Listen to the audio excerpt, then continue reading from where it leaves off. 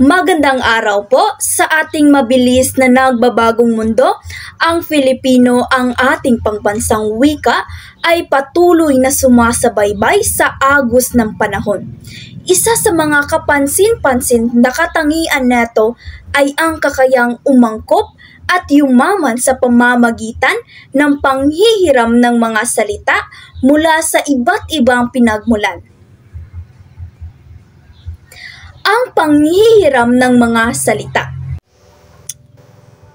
Hindi lamang ito isang simpleng pagkopya, ito ay isang masalimuot na proseso na nagpapakita ng dinamismo at kakayahang umangkop ng ating wika. Tignan natin kung paano ito nagaganap. Bakit nga ba tayo nanghihiram ng mga salita? Isipin ang mga konseptong wala pang katumbas sa ating leksyon. Ang internet, computer, smartphone, social media, mga salitang Ingles na ngayon ay bahagi na ng ating pang-araw-araw na buhay. Paano natin ilalarawan ang mga ito kung hindi natin hihiramin ang mga salitang ito? Ang panghihiram ng salita ay hindi basta-basta. May mga alituntunin at gabay upang mapanatili ang pagkakaisa at kalinawan ng ating wika. Ang 2001 revision ng alfabeto at patnubay sa spelling ng wikang Filipino ay nagbibigay ng 3 pangunahing paraan sa paghahanap ng katumbas sa mga salitang hiram. Una, paghahanap ng katumbas sa kasalukuyang leksyon ng Filipino. Halimbawa, ang attitude ay katumbas ng saloobin. Ang prosesong ito ay nagbibigay diin sa paggamit ng mga salitang umiiral na sa ating wika.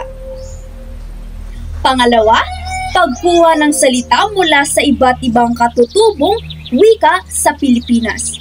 Ang ating bansa ay mayaman sa iba't ibang wika at maaari sa mga ito ay may mga salitang maaaring gamitin bilang katumbas ng mga salitang hiram. Halimbawa, ang hegemony ay maaaring maging gahom sa Cebuano o kapangyarihan sa Tagalog. Pangatlo, paggamit ng salitang hiram sa orihinal netong anyo, ngunit isinasaayon sa alpabeto at baybay ng Filipino.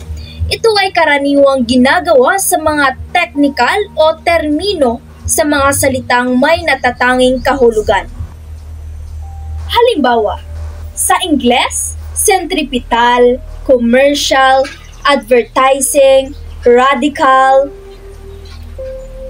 at sa Filipino naman, centripetal, commercial, advertising, radical.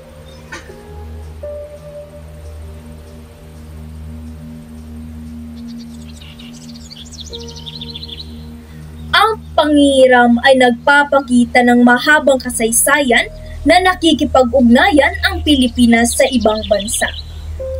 Mula sa mga salitang Espanyol na nagmula pa noong panahon ng kolonyalismo, hanggang sa mga salitang Ingles na dala ng modernisasyon, at maging sa mga salitang Tsino at Arabi na nagpapakita ng ating pakikipagkalakalan sa mga bansang ito.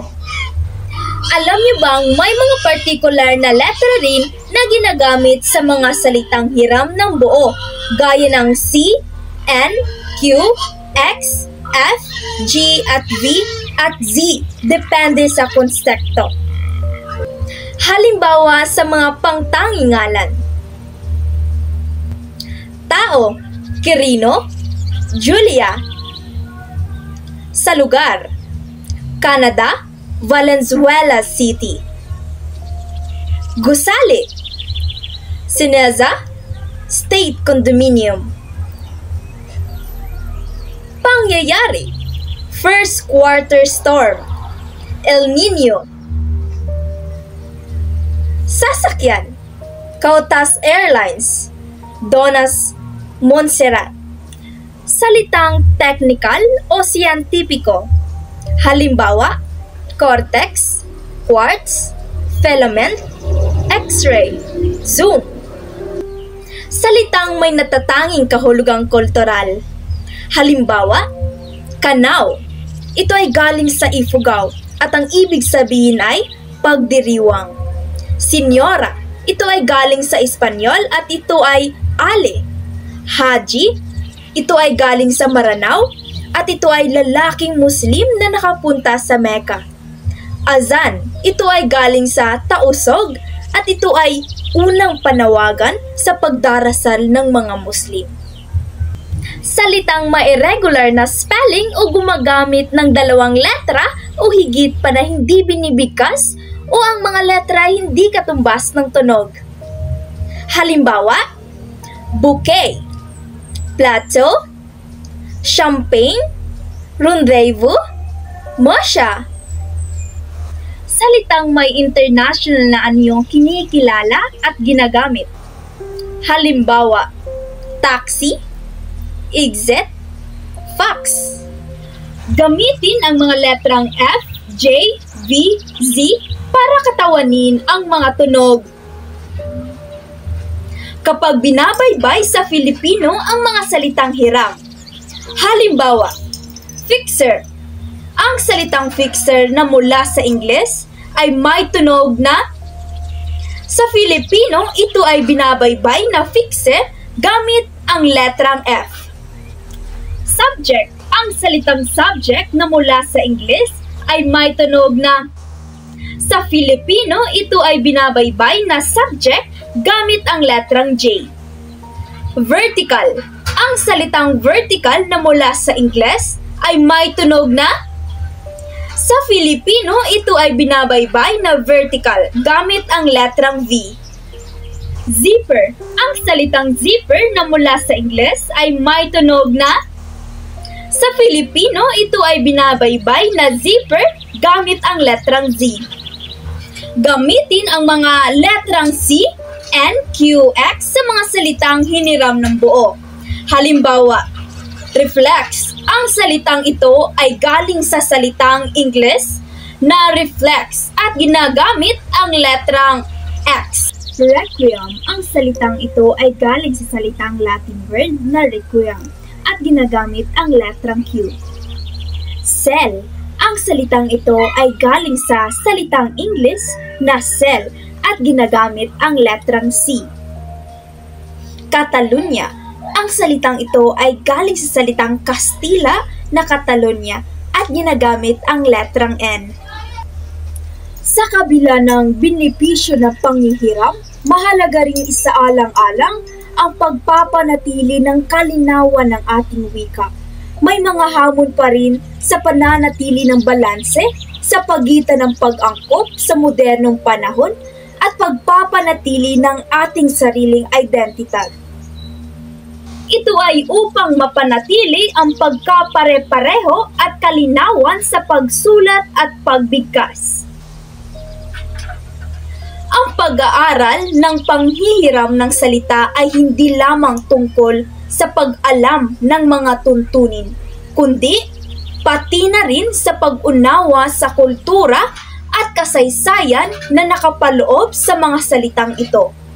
Ito ay isang patunay sa pagiging dinamiko at pagiging mapagbagong anyo ng ating wika. Hinango ito noong 2001 revisyon ng alfabeto at patnubay sa spelling ng wikang Filipino ng Komisyon sa Wikang Filipino sa pamumuno ni Dr. Rosario E. Mamenta.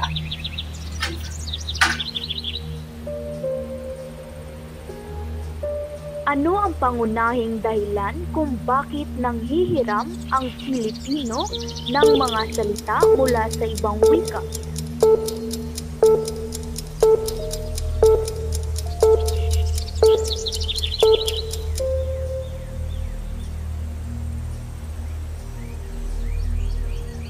Anong dokumento ang nagbibigay ng mga alituntunin sa paghahanap ng katumbas sa mga salitang hiram?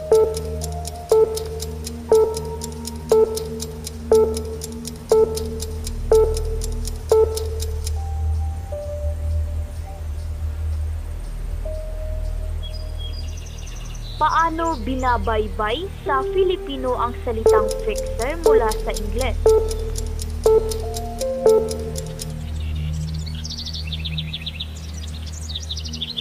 Anong letrang ginagamit sa Filipino upang katawanin ang tunog na J?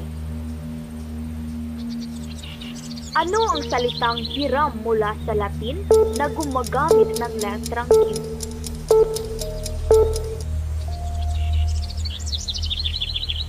Bakit mahalaga ang pagpapanatili ng kalinangan ng wika?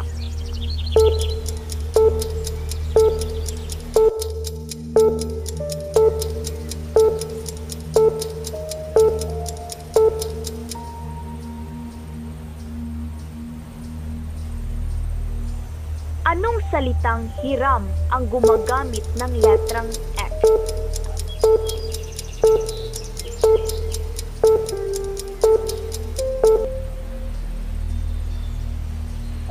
Ano ang pangalawang paraan sa paghahanap ng katumbas sa mga salitang hiram?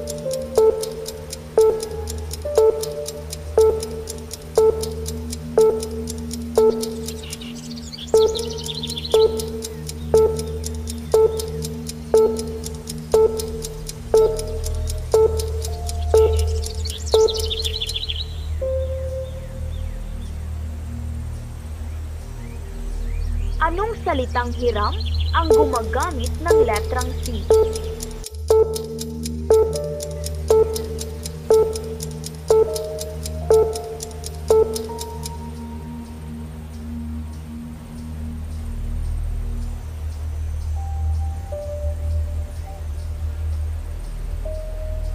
Sino ang namuno sa komisyon sa wikang Filipino na nagbigay ng 2001 revisyon ng alfabeto at patnubay sa spelling ng wikang Filipino?